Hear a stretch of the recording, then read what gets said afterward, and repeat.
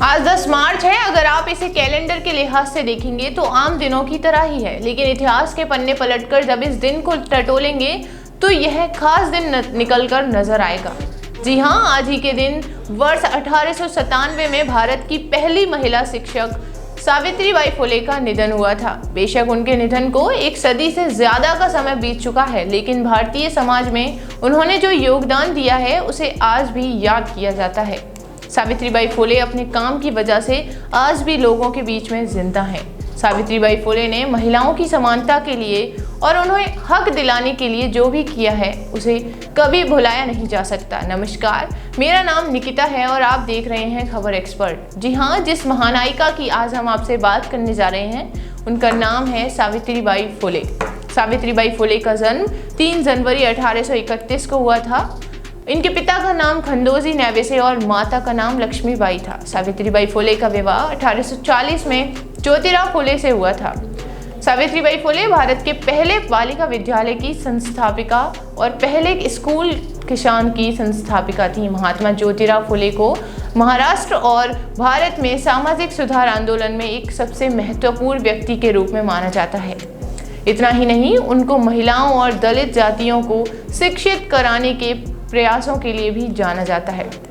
हम आपको बता दें कि ज्योतिराव, जो बाद में ज्योतिबा के नाम से जाने गए, वो सावित्रीबाई के संरक्षक, गुरु और समर्थक भी थे। सावित्रीबाई ने अपने जीवन को एक मिशन की तरह से जिया है, जिसका उद्देश्य था विधवा विवाह करवाना, छुआछूत को मिटाना और महिलाओं की मुक्ति और दलित महिलाओं को शिक्षित बनाना। इतना ही नहीं, वे एक कवित्री भी थी जो मराठी की आधिकारिक कवित्री के रूप में जानी जाती हैं।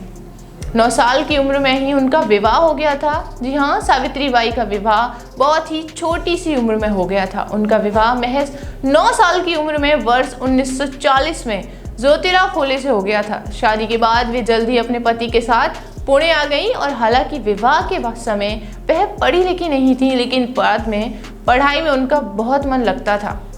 उनके पढ़ने और सीखने की लगन से प्रभावित होकर उनके पति ने उन्हें आगे पढ़ना और लिखना सिखाया। सावित्रीबाई ने अहमदनगर और पुणे में शिक्षक का प्रशिक्षण लिया और एक योग्य शिक्षिका बनी।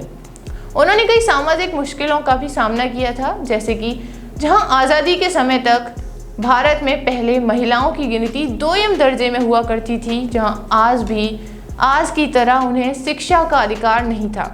वहीं अगर बात 18वीं सदी की करें तो उस समय महिलाओं की स्कूल जाना भी पाप समझा जाता था। जी हाँ, ऐसे समय में सावित्रीबाई फुले ने जो कर दिखाया वह कोई साधारण उपलब्धि नहीं थी। वह जब स्कूल पढ़ने जाती थीं तो लोग उन पर पत्थर फेंकते थे। इस सब के बावजूद वह अपने लक्ष्य से कभी नहीं भटकी और लड़कियों व महिलाओं को शिक्षा का हक दिलाया। उन्होंने आधुनिक मराठी काव्य का अग्रदूत भी माना जाता है। भारत की पहली महिला शिक्षिका सावित्रीबाई ने अपने पति समाज सेवी महात्मा ज्योतिबा फुले के साथ मिलकर 1848 में उन्होंने बालिकाओं के लिए एक विद्यालय की स्थापना भी की थी। जब वे स्कूल जाती थीं तो विरोधी लोग उन पर पत्थर मारते थे, उन पर गंदगी फेंक देते थे।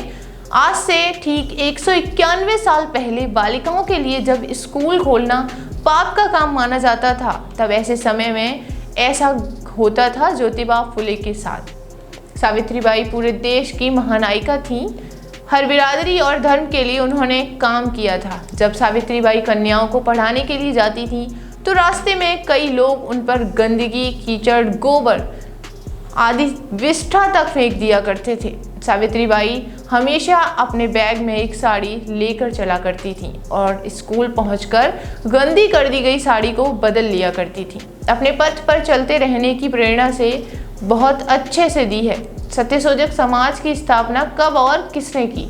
सावित्रीबाई फुले और ज्योतिबा फुले ने 24 सितंबर 1873 को सत्यशोधक समाज की स्थापना की थी। उन्होंने विधवा विवाह की परंपरा भी शुरू की और इस संस्था के द्वारा पहला विधवा पुनर्विवाह 25 दिसंबर 1873 को कराया गया।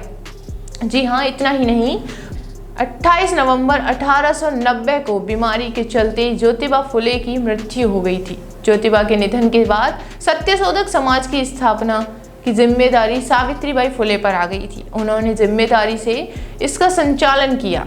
आज के लिए बस इतना ही। नई खबर के लिए देखते रहिए खबर एक्सपर्ट। चैनल को सब्सक्राइब करें। धन्यवाद।